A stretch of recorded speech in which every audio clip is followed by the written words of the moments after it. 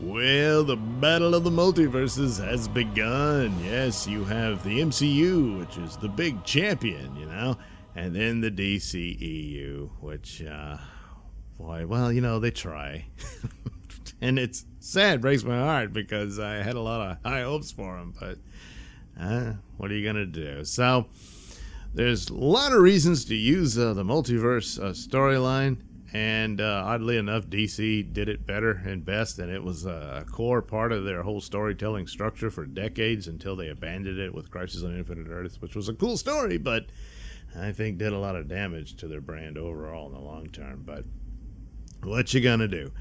And of course, multiverse type deals could be down the road a means by which to recast your characters, which I thought might be, and it still might be, the one of the motives behind this for the DCEU. But once again, the MCU beats DC at their own game because Marvel also had its multiverse and all that, and what if stories would delve into that, and things like Squadron Supreme and all of that. They would do it, but it wasn't quite as complete and ordered, if you will, the way DC did it. And but nevertheless, here comes Marvel to make use of it, and perhaps ultimately they may refer to that as to redo popular characters like Iron Man and Captain America, which there's some big shoes to fill for the actors who could take over the role, but that's a means way you do it. Whereas, hey, the original stories still count, but it's this time warp thing, and this is other reality we've moved on into. Why those characters, the previous versions, they got to go off into the sunset and all that. Of course, Iron Man died, but so Spider-Man enters the ring, and since the teaser has been released, it pretty much confirmed a lot of what the rumors were about it and what it would be. And they had to release the teaser because someone leaked it earlier. Perhaps that was some shenanigans between Sony and Disney. Who knows? But nevertheless, there was Doctor Strange in it, which is cool because it's in keeping with Spider-Man, who has teamed up with Doctor Strange quite a bit. And that's quite the nod to the fact that both characters were created by Steve Ditko. And yeah, Steve Ditko had more to do with that than anyone else. But anyway, that's a cool thing about it. However, I have not liked the MCU Spider-Man. Tom Holland, I think, could have played a good Peter Parker, but he never got the opportunity, and I'm thinking it looks like he never will. And there's just way too many things so far removed, and perhaps there's legal reasons for it. I don't know. But his core story and whatnot is taken away from him, and he's just this strange Tony Stark fanboy, stalker almost, and is more interested in celebrity and whatnot. That's not a good ethic for the character. So things like that, and just the plots and stuff, they just weren't that great. Michael Keaton was good in the first one, and that was about it.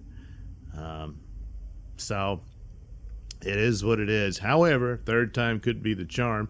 The concepts look cool, and finally he might be free of his hero worship of Iron Man for a while, because a lot of his movies seem to be just derivative Iron Man stories, and so now it'll be him and Doctor Strange, who I thought could have been a great character to take the place that Iron Man held within the MCU, but well, he's white and male, so we can't have that. That's what got him booted out of the WandaVision story, which is giving me terrible pause for the Doctor Strange film, which is the one MCU film that I was really excited for.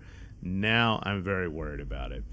But maybe he'll get a good romp in Spider-Man, and of course you have the guest stars coming in from the previous Spider-Man films, which will be all cool. And I'm pretty sure that and maybe it's already been revealed, I don't know, that the other Spider-Man will indeed show up in it, not just the villains and all of that. So all that's really cool and sounds fun, so it's got me interested. But it's also kind of to the detriment to the MCU. They've had a misstep with Black Widow, to say the least, which is now embroiled in a lawsuit. They've got 2 films and nobody's interested in. Shang-Chi, I'm almost certain, is the better of the 2 and probably could be a pretty good film, an action film and all that. But it's not a character people are familiar with. And it's just standing on the Marvel brand alone. The Eternals, same situation there, but it's so far removed, once again, from the source material that I just don't see any point to it. And the only thing is, hey, you got to keep up with the overall MCU story. Yeah, they fooled people in that once before with Captain Marvel. I don't know that that's going to continue to work. And then here comes Spider-Man. It just sucks all the oxygen out of the room because Spider-Man's the big star. And so could still do pretty good, just on that alone. And it looks cool and interesting, so that could probably draw people in, even if the MCU is kind of fading in its brand power. So that's what's going for Spider-Man. DC will answer this with The Flash and answer it because that's how the overall audience is going to see it. That they're both just doing the same thing. But DC really should be the one that owns multiverse stories because, again, it was the backbone of the DC universe and comics for a very long time. And The Flash is the one to do it because the Flash of Two Worlds is what introduced it, where they had revamped their characters in the late 50s, and someone wrote about it at some point, whatever became of Jay Garrick, the original Flash, and they came up with this idea. Well, he's in another universe, and so they met, and that's it started off this constant with the Justice League would meet the Justice Society, and so on and so forth. And that's all well and good, but the competition of the MCU will be fierce, and so they got an uphill battle for the Flash. Plus, the Ezra Miller's just not all that beloved in the role. I wouldn't have been my choice to cast him, but maybe they could figure out a way to make that work. But that's not Barry Allen. But what are you gonna do?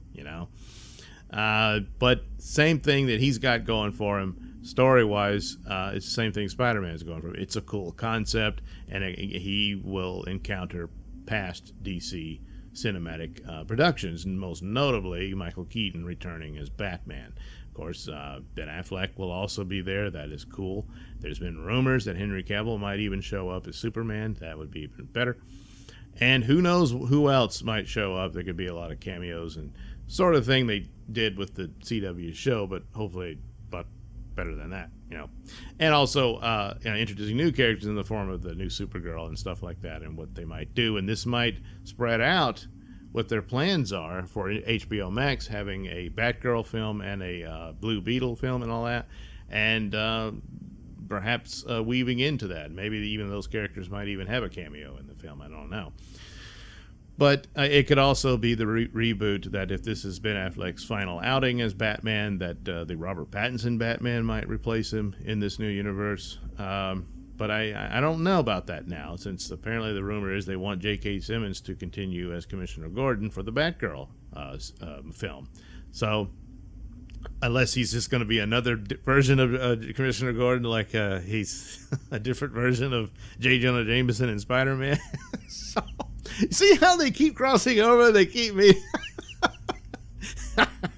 J.K. Simmons has got to bounce between the two. But so there it is with that. But what the Flash has got going for him, I think it's derivative of a much superior story. It's derivative of Flashpoint. And boy, if they had just done more of what Flashpoint was with the Aquaman, Wonder Woman war, and Thomas Wayne Batman, oh my God, that would have been really cool. The same plot points and ideas and whatnot, but that's what they'll do. And of course, the Flash's motivation is much better than Peter Parker's. Barry Allen wants to save his mother's life, and so it's perfectly understandable, even despite all the consequences that results of what he's trying to do with that. Peter Parker is just trying to restore his secret identity, and and it looks like they're playing it up for silliness and whatnot, even though he's in serious trouble. He's framed for murder and all of that, the consequences of the last film. But it's not as serious as what Barry Allen's doing. And also the Peter Parker story appears to be derivative of One More Day, which was pretty bad. And all it was just something they slapped together to get rid of his marriage to Mary Jane and try to restore the Spider-Man back to the way it used to be, where he was a single guy and all that. Well, how'd that play out? I just think the Spider-Man title never fully recovered from that. So Flash has the edge story-wise, I think, in plot and overall multiverse type ideas that they can refer to if they would just do it, that DC can offer. Whereas Spider-Man doesn't. But Spider-Man, of course, is Spider-Man. He's the star. The Flash really isn't. The Flash has got some following and all of that, but he never really achieved the status that someone like Spider-Man did. Spider-Man is pretty much on par with Batman is with DC. Sure, Superman began the universe, and pretty much all superheroes owe a debt to him, but Batman became the star. Fantastic Four started the Marvel Universe, but where are they, they'll be coming shortly, I'm sure. X-Men became pretty popular, but Spider-Man was always the giant. That's the big star of Marvel. And it's unfortunate for Disney and DCEU that the rights are so tied up, but hey, Marvel was in bankruptcy and they had to sell those rights, And, well, here we are. So, which might also explain the problems with why, for legal reasons, the character had to be so different to its detriment. But that's the star power that Spider-Man has. That gives him the edge. It ultimately wins out, probably even, certainly profitable-wise, depending on what the nature is of the industry. But the Flash, I think, easily has the edge for a potential of the better narrative and story. So I'll give him that. And hopefully it does well. But the problem, even if it does do well in that regard, creatively and narratively and whatnot, it could still fail because Suicide Squad was pretty good. It's not great, but it was a good, fun movie. And looks like it didn't do very good. And, Warner is famous for panicking. Just look what happened with the Snyder Cut and all that. So it's a big uphill battle for the Flash. Since they're already committed, it's going to happen, but still. So it's got a lot of star power in it. You've got all the different, you got two Batmen. What more do you want? A new Supergirl, all this stuff. And that could be all very exciting and enough to draw people in. Just perhaps could give Spider-Man a run for his money. But I rather doubt that, even though I think Tom Holland could have been a good Spider-Man, but he's never going to get the chance. And so far hasn't. Perhaps the third film will correct all that and be the charm, But I'd rather doubt it. It could still be a fun romp with Doctor Strange in it and everything, but beyond that, I don't think so. The Flash has the edge on that, provided what they're doing. They're not using the actual story like they should, so that's a problem. And if it's just all the silliness, I don't know, but still has an uphill battle. So anyway, there you are with the play-by-play of the Battle of the Multiverse Stars. And we'll see where it goes. But DC's easily the underdog. I'm pulling for it, but that doesn't mean it's going to be all that great. And Spider-Man has had 2 strikes. Third one could be out for me. But then again, this might swoop in, and of course, the third one be the charm.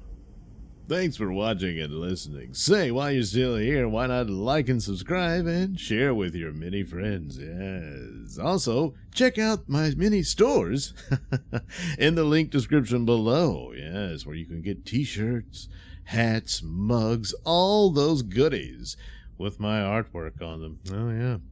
And head over to IndiePlanet.com and pick up a copy of my comic book, Night Night. Oh, yeah. You can also catch me at my podcast, Mr. Nailsin Show, on RadioMisfits.com. And you can also watch my videos on BitChute.com and now on Rumble.com. Oh, my goodness, so many places to watch me and my stuff. Oh, yeah. And if that's not enough for you, well, you can follow me on many social media platforms and say hi to your old pal, Mr. Nailsin.